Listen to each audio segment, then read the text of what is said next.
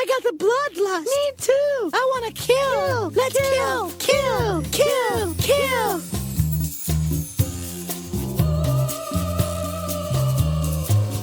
Hello, listeners, and welcome to The Bloodlust. This is your go-to podcast for classy broads talking horror since 2014.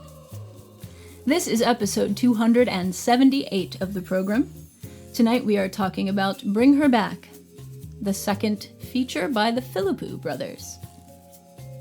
My name is Amy. I am your fearless leader, joined as always by my lovely and talented co-host Kay.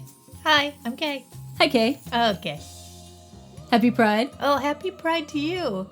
Do you know that sometimes when you say the intro, it sounds like it's two classy broads talking horse. Oh, you mean horse? Yeah. Like heroin? Sure. Or the animal. Or just horse? Just horse. A horse? Yeah. An horse? We're talking horse. Horse. Or horse. Let's talk horse. It is Pride. It is Pride. Come on. Happy Pride to all of our listeners. And allies. Yeah. We hope that you will treat us with the respect that we deserve in this, our month. Yeah, it's only 1 month. The respect we demand. I hope everyone's having a nice time and enjoying the warm weather. It's sort of starting to get nice. Yeah. More outdoor activities. Guess what we did today, listeners? Oh my god. I thought Kay was going to kill me. But it still might happen. They're the best sport in the whole world, and actually went out and tried to learn pickleball with me today. It was terrible. Not only did we walk to the pickleball court, Which I also don't like. right, but we played a sport. I'm not I'm not that type of lesbian. I'm a different type. You're a theater I'm a gay. theater. I'm You're a theater gay. homosexual. That's yeah. right. Yeah, and I'm not a sportsman either, but I like to be active and play outside. And I made it for over 30 minutes. I was shocked and impressed. Yeah. And I just had to keep going back and getting the ball over and over again because I missed. But I now owe you big time. Yeah. So Get ready for the torture. keep that in your back pocket. I will. And I'll use it 12 or 13 times probably. What? Remember when I played pickleball? Remember? Well, luckily I can fall back on my horrible memory and say, what are you talking about? We never played pickleball. Yeah. I should have taken a video. Oh, here's Barbie. She brought Dirty Dog into the office. Yeah, she's killing it. She's killing it. So, listeners, as we have been doing for the past several episodes, in lieu of our normal roundtable, we are going to be discussing some classic films that I've made Kay watch as part of their horror history and horror education. That's right. And horror edification. So, first we will discuss... Actually, they're both French. That's interesting. Yeah. But one of them was English and one of them was subtitles. They were both subtitles. Oh, is that right? I just... weren't they? I blocked out the women. Yeah, both of them were...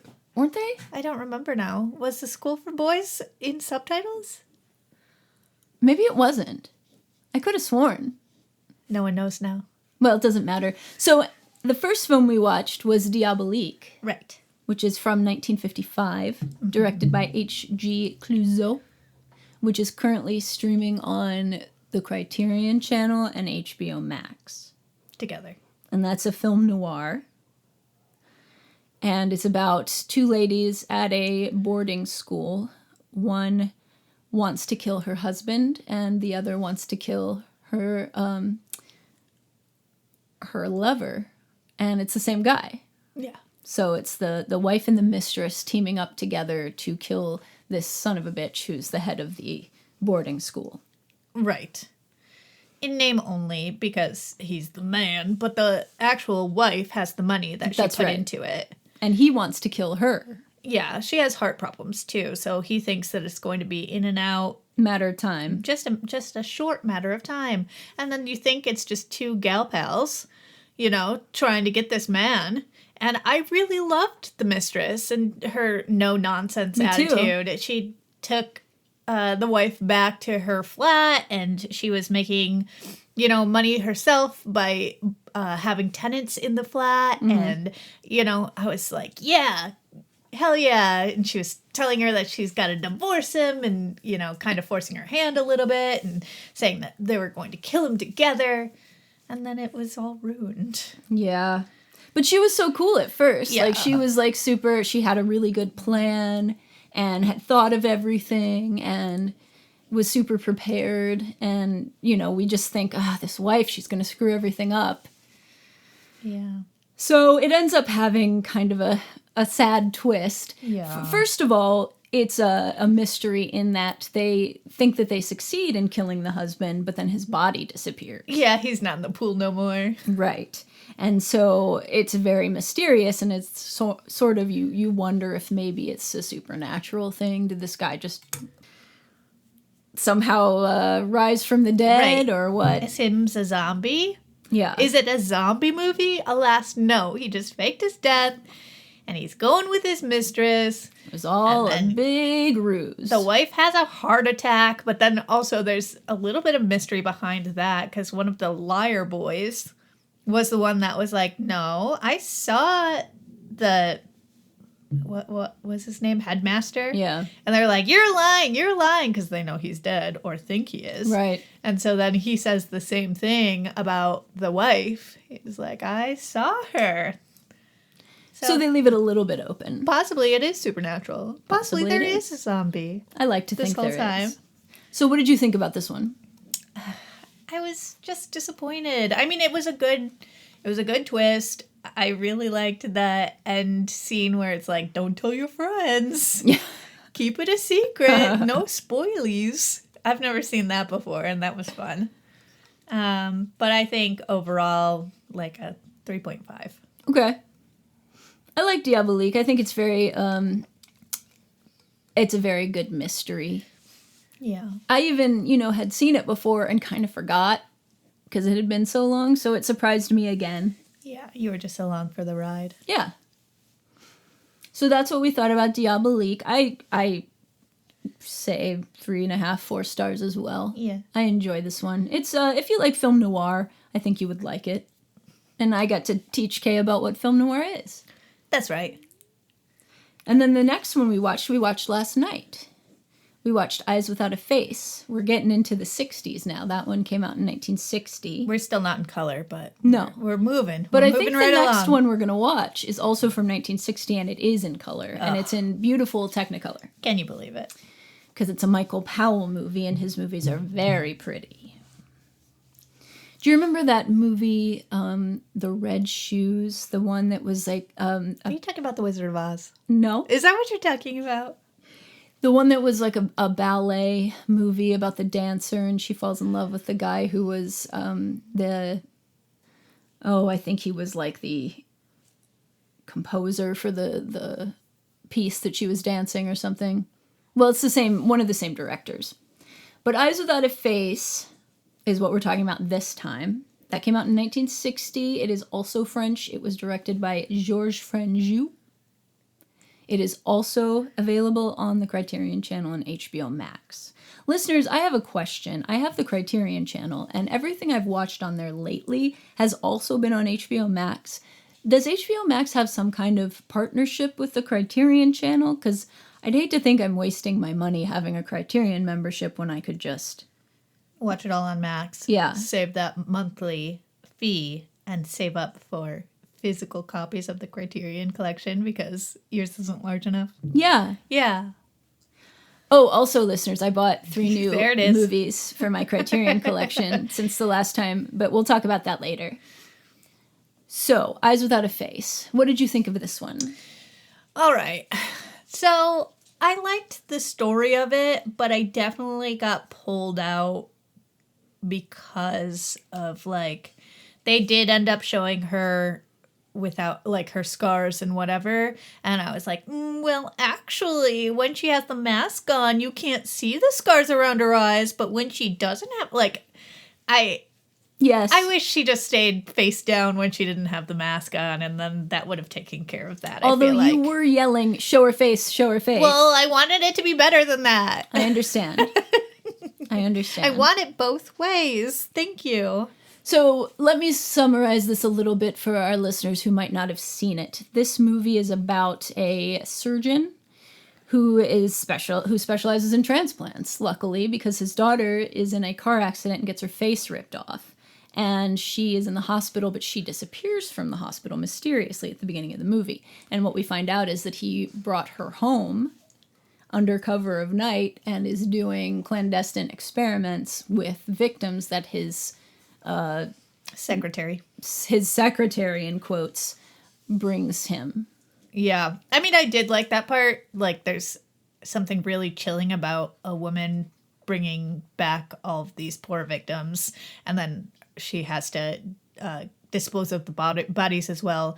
So she's doing a lot of the work for this man. Yeah. Hopefully she is getting something from it. I think she feels a sense of obligation to him because he had fixed her. Yeah. Yeah. But that's another thing, is like, that's the reason that he keeps doing all these surgeries. Yes, it is his daughter, but also he was the one that caused the accident. So he's got all of that guilt from that.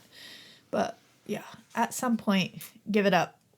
It's not taking. Oh, I did like, I think the almost documentation of the face graphs were my favorite part. The way that it looked like they were showing a real surgery. This is day 11. This is day 20. This is day 21. Those looked really cool, right? Those were really great. The rest, what about the surgery scene? The actual surgery scene, well, as listeners know, I'm obsessed with Philippou. And I'm not going to lie, it did look like Luigi's face mask. I was like, after having watched that recently, yes. I was like so taken out of it. I was like, Luigi, where are you? I've got your face. But the actual scene itself was very well done. Especially for 1960. We were talking about how we had both seen like facial reconstruction surgeries on this show or that, and it's so weird that you could just pull down the human face. It's so weird. Yeah, listeners, if you don't know, when they do a facelift, they really do just cut along your hairline, pull it down, and then like pull it tight and sew it back on and cut off the slack. That's really what they're doing. They're pulling your face tighter. It's crazy. It's wild. And I feel like this movie is really interesting for, yes, I agree, like the shots of her with the mask on, they should have tried to make something where it, you saw some edging. Right. Edging. Happy Pride. Happy Pride, guys. But I think for 1960, that surgery scene was really impressive. Yeah. I mean, did it piss me off that even when she had the new face on, he'll go and check around the hairline to check the scarring, and she has nothing under her chin? Yeah, that was annoying. Yeah, but you gotta put the scar all the way around if you show us him cutting all the way around a perfect circle. Yes. Well, I agree, but I really love the imagery in this movie. I think the casting of the daughter and how ethereal she looks. Like, I didn't think there was anyone more ethereal than Mia Farrow, but here we are with this bitch, who just looks like I don't know, like if you could turn a mourning dove into a human being. Yeah. And there's actually doves in this. She was a little doll. She was kept in the house. She was a little plaything. Dad was doing his surgeries on her. Like, yeah, definitely a little porcelain doll. And the mask, I think, is very effective and chilling looking. And just the shots of her with the mask, I think, are really creepy. Yeah, super creepy. And I liked that she had this affinity with the dogs that the dad experimented on and the birds. And I like the ending, the ultimate ending of this, where she... Who let the dogs out? Whoop, whoop, whoop. She did. And then they killed the father. Yeah. Get him. And I did enjoy. And I think maybe as in keeping with my when they kill the animals, I take the movie down a half star. If the animal kills the person... Oh, we're adding more rules. Was this episode 200 and something? 78. 278. Put a new rule in there. I mean, when the mean doctor who experiments on animals gets killed by his animals, that's going to make me real happy. And it does. Yeah. So I give this like a 4.5. I really like this movie. I was going to say a 3. I like the story, I just didn't... I understand. But you also just loved all of her dressing gowns. You loved her so much. Her nightgowns are so cute, and she wears a different one. I mean, you know, when you're a shut-in, generally wear the same shitty nightgown all the time. But this bitch, she's got so many. Rich bitch. Yes. Well, he does live in a giant castle. Yeah. In walking distance to the hospital, which is nice. That is nice. Yeah.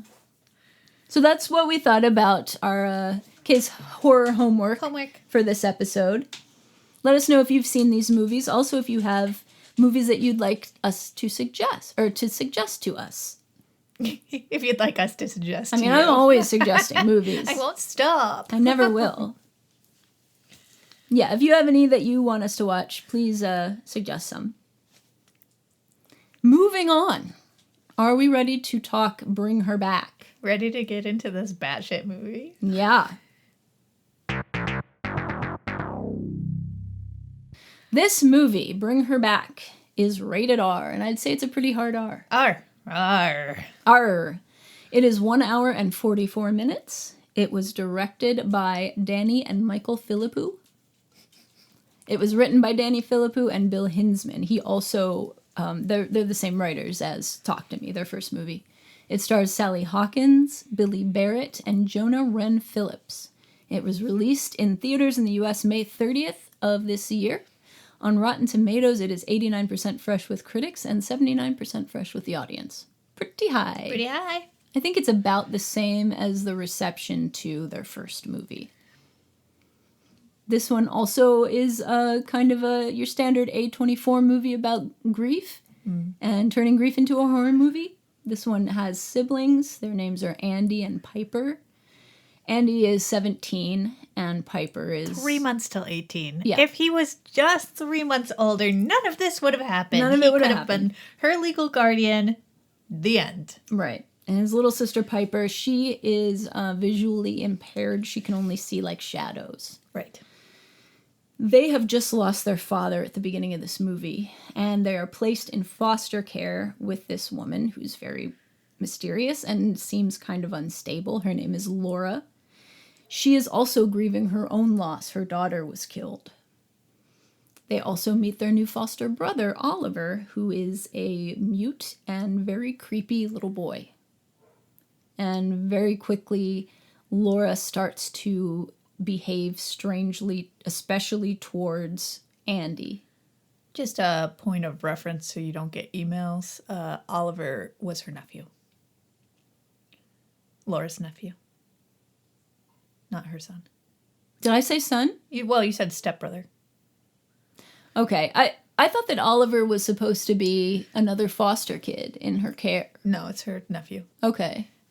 Because it's a plot point later because she keeps talking about his red curly hair, and you see him in the the pool video when Piper is in watching on her bed, and Ollie's in that, and that's when you first notice, hey, that's not the same kid.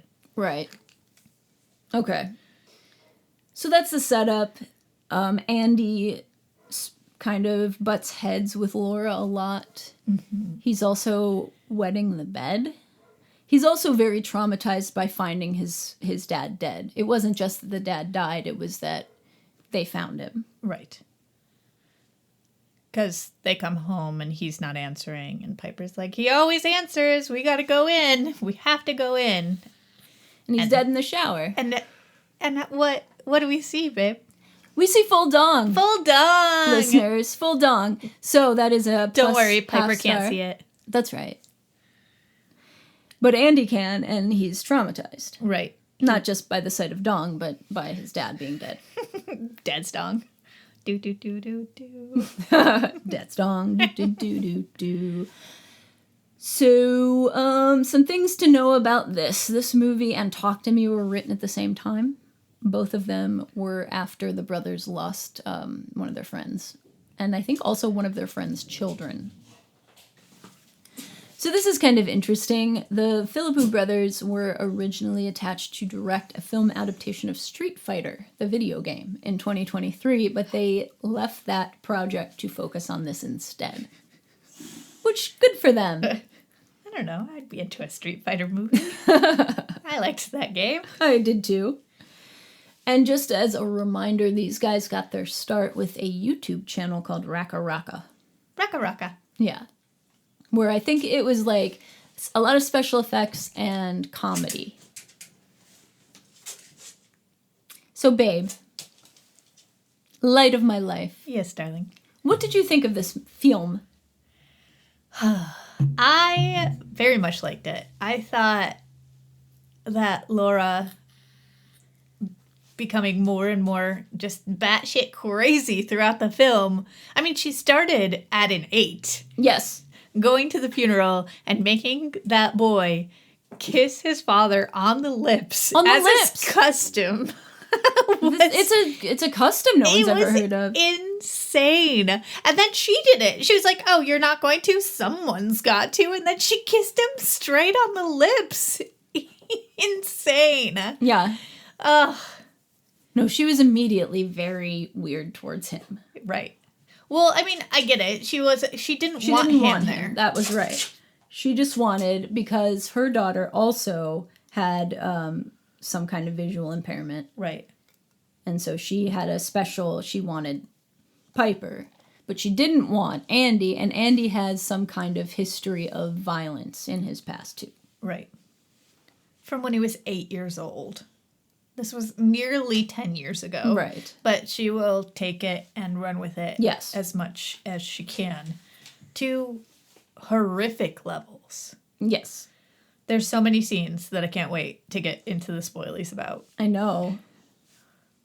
It was gross. It was very gross a lot of the time.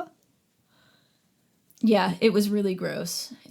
I thought it had very good special effects. The gore I thought was really effective and really disturbing, especially because it's a child for most of it. Right.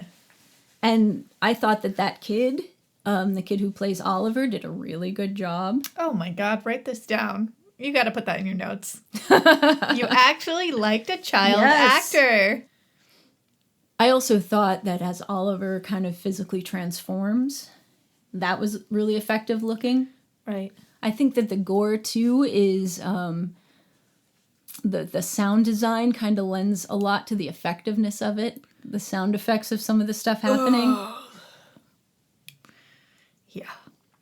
I also think Sally Hawkins, Laura, gives a really good performance. I do as well. The only thing that I didn't really like, and I know this is contradicting what we've already said, but 2 episodes ago, but the science of the ritual was not there enough for me. I had no idea what was supposed to be happening, what was with the circles, there was only 2 shots of the actual old found footage or whatever of what was supposed to be happening, and I don't know if it was because our screening had the closed captioning on it. That was weird. I forgot about that. But I couldn't read the Russian captioning and what they were, because it was literally layered on top of it. Yes. So I don't know if I missed it because I couldn't see it or if it just didn't tell me enough. But this one, I don't know the science about the ritual. Yeah, they made it very involved. It seemed like there were a lot of steps. Yeah. And they were not very clear.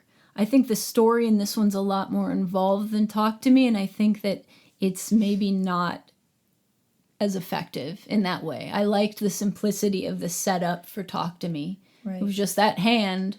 Yeah. And it did what it did. Right. This has a lot of steps, and they're very...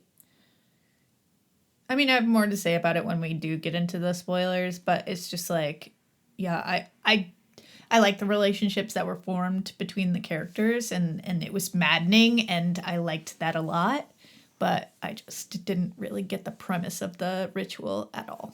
Yeah, it was real fuzzy to me, too. There were some shots in it that I liked where they attempted to kind of show us Piper's point of view and how things looked for her. I thought that was cool. Too. They could have even done that more for me, and I would have been happy with that. I don't know if I felt like the abuse angle with Andy was necessary.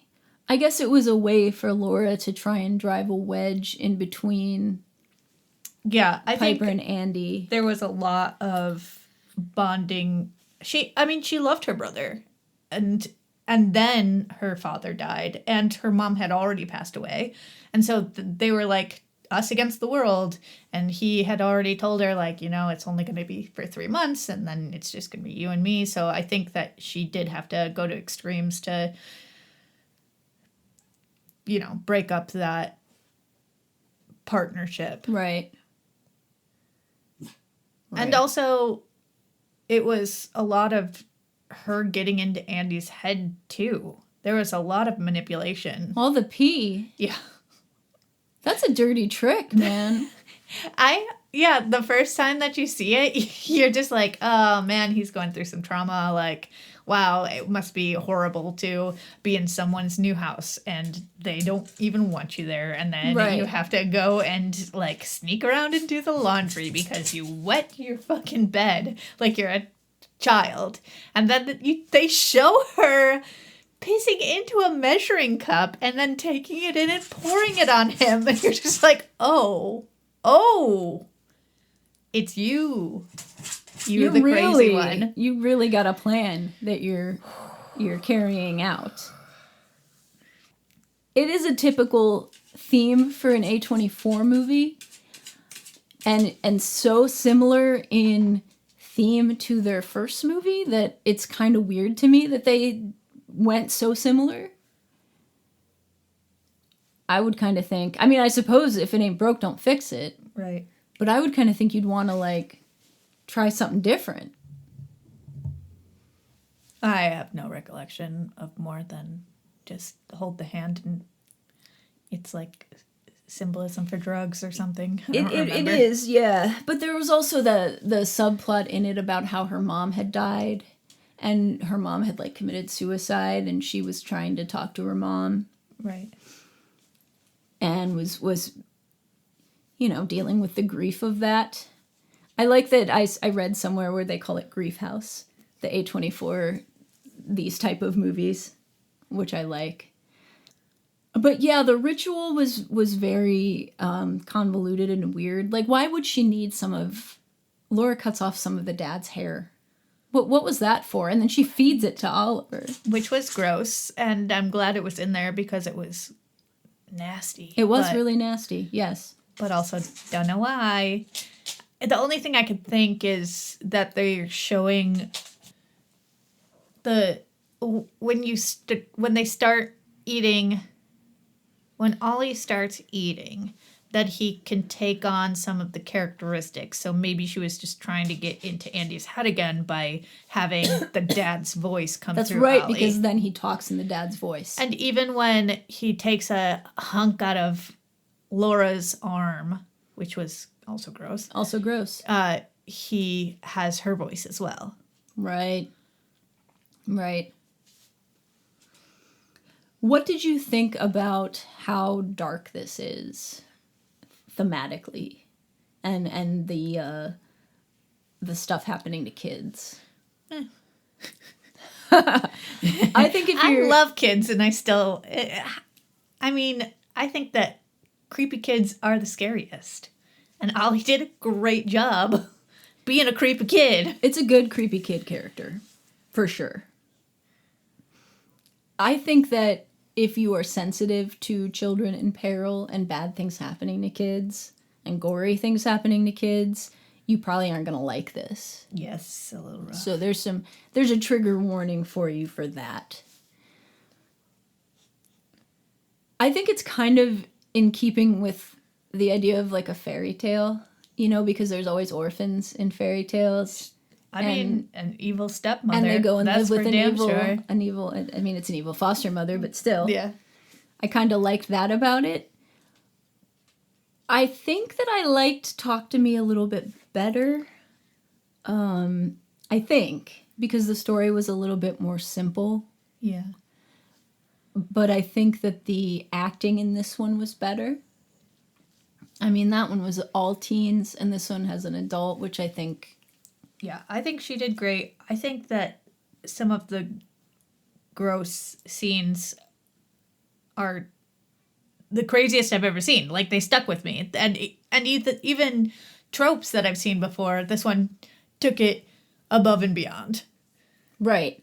I don't think it breaks any ground as far as story, and I think it's very in keeping with other stories that we've seen. Sure. But I think that the way that they handle the gore especially, and those sequences of violence and stuff are really effective. And I think that they're more effective than the ones in Talk to Me. Although Talk to Me didn't really have... Well, I guess it did. Remember when the kid, like... You don't remember too much about it, but there's a scene where a kid, like, bangs his head over and over again and really fucks himself up. Oh, yeah. Yeah, I do remember that. But these ones were better. It has a really good car hitting scene. Yeah. I always love a good car hitting scene, and this one has a really good one. That's one of the ones that I was talking about that it went even further. I've seen people get hit by a car before, but I've never seen it take out two of the people at the same time. Yeah, that was pretty good. Pretty good. Let's get to spoilers so we can talk about these gross scenes. Yeah, let's just sum up a little bit. Sure. What do you want to rate it? I would say I'd go 4.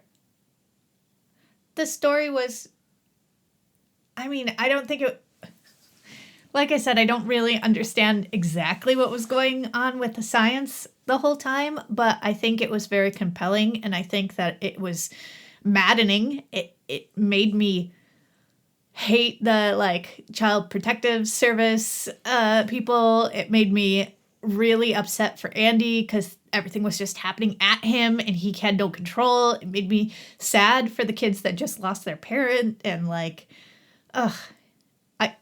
I liked it a lot. Very good. Yeah. I think that there's always, I think that's a very common thing in horror, where they have a character that doesn't have any control over what's going on, and bad things keep happening and they don't have any recourse. Right. And that's frustrating, and it's a big trope in horror. And I think, it's always easy to do with a kid because kids don't have as much control over their lives and people just don't believe them. Right. So that's effective. I guess I think that they did a good enough job showing Laura, like the adult character in this, is grief as well. I'm trying to think if I think that the filmmakers are as adept at handling adult characters as they are child characters, and I don't know if I think so. Yeah, I mean, I think that the character was great, but I think that was more because of the acting and less because of the story that she was given. I think you're right. I think I'd give this a 4 too. It does have an extra half star for Dong, but in an unprecedented event, the animal also gets killed. We think. We're not sure, but yeah. It's put in danger, so it became a wash. But I'm still giving this a 4 because I think it was effective. Do you think this needs to be seen in the theater, or do you think that this is a watch-at-home kind of movie? I think either is fine. I think that you should definitely experience it in the theater so that you could see all of these horrible, horrible scenes. That's great. I think a good sound system would be nice for it because, like I said, I think the sound design lends itself to enhancing the gore. However, when we saw it, I was really annoyed because people were just, like, getting up and moving, and everybody was on their phone the whole time. And I don't know if maybe I don't want to sit in the back row anymore because I can see everyone on their phone the whole time and it's distracting. Yeah. Yeah, I mean, I wasn't as bothered. Was it the family to the right? Well, the people next to you were doing something where their phone was, like, flashing. That's just when they get a text, it'll flash. That's a pretty common thing for Android users. I didn't know that. Yeah. And then the person in front of me to the right was just on his phone the whole time. Yeah. It didn't bother me as much, but I did like the one guy in the theater that was reacting to all the crazy shit. Oh, no, stop! That is the fun great. part of seeing a movie with a lot of disturbing scenes. Yeah. It's fun to see those with a group. So I think you should see it in the theater if you can. And I think it's doing well, so you probably are still going to have a chance to see it. Oh, and I think that the kid who plays Andy reminds me of an Australian Evan Peters, the kid from American Horror Story. Okay. Anyway, let's get into some spoilers, shall we? Yeah. So I guess here I found on Wikipedia what the ritual entails, kind of. It says, it requires a demon-possessed vessel to consume a corpse, then vomit the remains into a freshly killed body that died in the same way. All of that I got. So Laura plans to drown Piper to replicate Kathy's death and use Oliver to complete the ritual. But Oliver's not dead. How did the demon get into Oliver? Why does it know where the salt ring is around the freaking property? Because as soon as he goes out of that, then he starts becoming old, what's his name, Connor, and not demon Oliver. Well, they always use salt rings in, like, magic rituals as, like, a barrier. Okay. But why is Oliver alive? And why is the demon inside of him? They must need the demon to be in somebody so that it can perform. But why wouldn't they just kill Oliver? Maybe he needs to be alive to do it. Good fart, Buzz. I don't know. So he's, like, locked up, and he starts doing bad things when Andy lets him out. And then he starts eating stuff, and that's when he bites the knife and bites the table. It's a great scene. Really, really good. The knife is awful. Really good. Just between his two front teeth, Yeah. and then he twists it and knocks some of his teeth out, and then he's got the bloody mouth, and he goes in for the table. That's good. It's a good scene. Oh, God.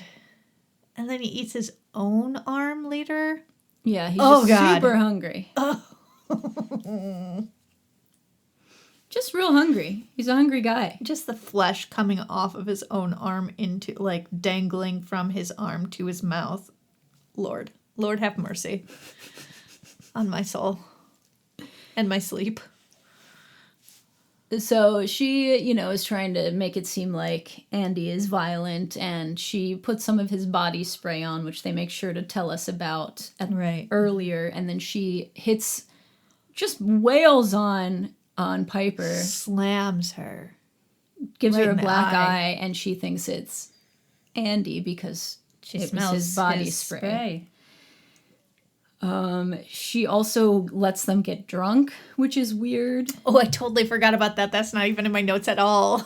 I had an issue with Laura being so shitty right out of the gate. I think it might have been better if it had been a little bit more gradual, because those red flags at the beginning are so glaring. Well, I mean, not that he can do anything about it. do you remember why... Did she lose her job, or did she just leave her job? They didn't say she lost her job, necessarily. She was the therapist at CPS for 15 years or something. They Right. said that. So one presumes that she's been losing it Probably since her daughter slowly died. since her daughter died. Yeah. And this is just where I don't even think that she knows how to even pretend to be normal right now, because she's so close to getting her quote-unquote daughter back. Yeah, maybe so. Who she keeps in a deep freeze. Right. So Andy is like, this sucks. I gotta do something. He goes to child services after he lets Oliver out, and Oliver goes nuts. He runs away to child services and tries to get this woman, Wendy, to help him, and convinces her to come back to the house. And I actually thought that sequence was really good. I liked when Wendy comes to the house and Laura is just kind of too unhinged to even pretend like everything's fine. I mean, she cleans the house up for the most part, but she can't really play normal. Right. And I thought that sequence was kind of funny. I thought I was going to be more upset the fact that she had the time to clean up the house, I was like, damn, she's going to get away with this. But no, she does not. No, she does not. But it doesn't matter anyway because that's who she hits with the car. And she also hits Andy with the car. And then drowns him in a puddle. And that was a really sad and dark way to kill a child in a movie. And a sad way for him to go down as one of the main characters in the movie. I thought that was pretty effective. Yeah. And Piper, she sure seems to get knocked out a lot. Poor Piper. I mean, she's tough. She plays that goddamn sport. Yeah, that weird sport where they just like... everyone has to be quiet so they can listen for which way the ball's coming from. And she's the goalie and just has to stop it with her tiny little body. Oh my God. Why do you think Laura wanted another kid that was visually impaired? Why wouldn't she want her daughter to come into a body where she could see finally? I think that maybe that's just a part of who her daughter was. Like, I don't think she thinks of it as, like, she clearly has, like, just the fact that Piper got into that sport so quickly is like, oh, this is what Kathy's life was like. She already, made her way through it and, changed things around the house and has a circle of friends and whatever. So I don't think she's looking at it as an impairment. I think this was my daughter's life and I want her to feel the same way. So in the end, she's ready to do it. Yeah. Oliver looks crazy. And he's full of Kathy. Just full of Kathy and his big beer belly. Big belly. Tiny baby beer belly. She goes to drown Piper in the pool. Right. And Piper calls her mom. Mom. And she can't go through with it. Right. She chickens out. Yeah. And so Piper is able to run away. She flags down a car. And the movie ends with the police coming and rescuing Oliver. Right. And seeing her, holding the rest of her daughter's body in the pool. And then an airplane flies over. It's so sweet because earlier in the movie, Andy finds Piper underneath her dad's bed and an airplane flies over and Andy's like, that's how you get to heaven. You don't get buried or burned. You just hop on a plane. And so it was very sweet that when she was in the coach's car or someone from the sport's car, that she heard the airplane. So it sort of ends on a kind of nice note. The nicest note they could give us after all of this dark shit that happens to these children. Yeah. Ollie, a.k.a. Connor, makes it, and Piper makes it. Yes. And Laura's arrested. Great. So most that we can ask for. Yeah. I'm sad that Andy didn't make it. Poor Andy. So it's a pretty dark movie. A lot like Talk to Me was. I can't believe that you are not more upset over the knife and table scene. Like, I've seen you react to the neighbor child wiggling a loose tooth. And this one just had tooth ripped out of his face. And you're just like, that's fine. I thought it was really cool. Ugh. I enjoyed it. I know that they covered the table with chocolate for the little kid. Oh, that's cute. Yeah. I read some interviews with the directors talking about, the stuff that they did to try and keep it light for the kids in the cast, and I thought that was cute. Yeah. It's certainly a transition or a change of pace from the way that it used to be. The little girl's reaction shots when she was getting yelled at. Right, in Night of the Hunter. So I couldn't help but think back to that and how they're a lot more kind to child actors than they used to be. Even though Amy thinks that they shouldn't be. Honestly, we've talked about this many times in the history of the podcast, but I enjoy when a movie is not afraid to hurt a child. We have talked about this. You can't stop talking about this. Save the animals, kill the children. Absolutely. Yeah. I think they used to always take advantage of killing animals in movies as a way to, a cheating shorthand way of getting us to Tug at be your upset. heartstrings, But yeah. now I feel like, that's passé. Kill the child. Kill the kid. Yeah. So that's what we think about Bring Her Back. We both enjoyed it. We both think that you should see it. See the dong. Come for the dong, stay for the knife scene. And the car hitting. Yeah. If I ever make a movie, there's going to be someone getting hit by a car. And someone eating their own flesh off their arm.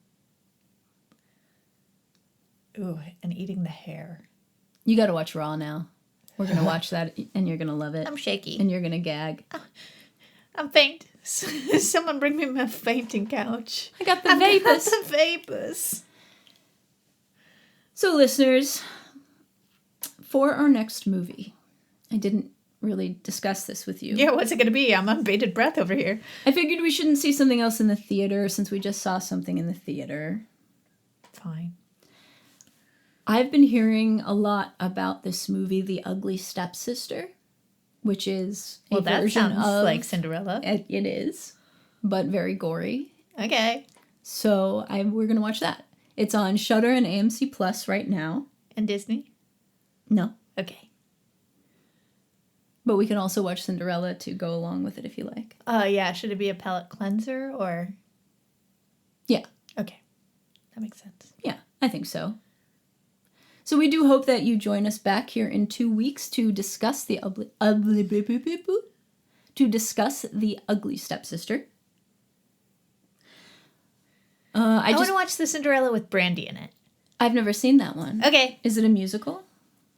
I mean, there's music in it. Okay. I don't remember, actually. It's been a while, so Does it all the have more reason. mice and birds that make her dress? Shh, shh, shh, shh, shh. I'm not going to like it as much if it doesn't. That's my favorite part. Tuck, tuck. Leave the sewing to the women. You go get the trimming, and we'll make a lovely dress for Cinderella. Aw. I just got to pick my first book for our book club. Yeah. And of course I picked a horror novel. I picked A Head Full of Ghosts by Paul Tremblay, which I have read already, as I've read all of his books except for the most recent one.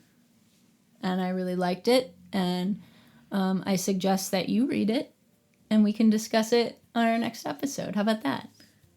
I've got 2 weeks. Yeah. All right. It's also an audiobook, so you can just listen to it. Well, I'll have to finish the second book of the series that I'm already intertwined with, where there's a dead man and an empath, and I'm pretty sure they're about to become lovers in the second book, and that's going to be great. Happy Pride. Happy Pride, everyone. One has no feelings whatsoever. One has too many feelings. It's going to be a match made What in an heaven. odd couple. I know. I love it. Will they get together? Yeah, I think they will be. They're already sexting. What's the series called? It's a Sugar and Vice is the name of the series? series. Yeah. The second book is Twisted Shadows, and the first book is Liar City. And are they like fantasy? Oh yeah. Yeah. Oh yeah, for sure. You're going through a lot of books. I'm so learned. That's right. Yeah. Listeners, let us know what you're reading and watching. We just got a projector. We're going to start trying to watch movies outside. Yeah. And I'm gonna build some real cool outdoor couches. That's what I'm excited about. It's all very exciting. Yeah. That's going to do it for this episode of The Bloodlust. If you would like to get in touch with us, you may do so at our website, thebloodlust.net. You may email us. What's that? You may email us. There it is. Nice and clear. Thank you. At thebloodlustpodcast@gmail.com. You may find us on Facebook or Instagram or Threads. Please leave us a review and a rating on your podcast listening app if you have not already done so, as it makes more people aware of us. And I'm very vain. Tell me how much you like me. Yeah, we'd love for you to let us know how you like the addition of Kay. 5 stars only. Please. Thank you for joining me today. Thanks for having me. It's a pleasure. It's a pleasure. Listeners, thank you for listening. Until next time. Hail Satan. Not yet. Oh. I have been Amy. Hail Satan. No. And I'm Kay. Thank you. Good night. Hail Satan. There you go.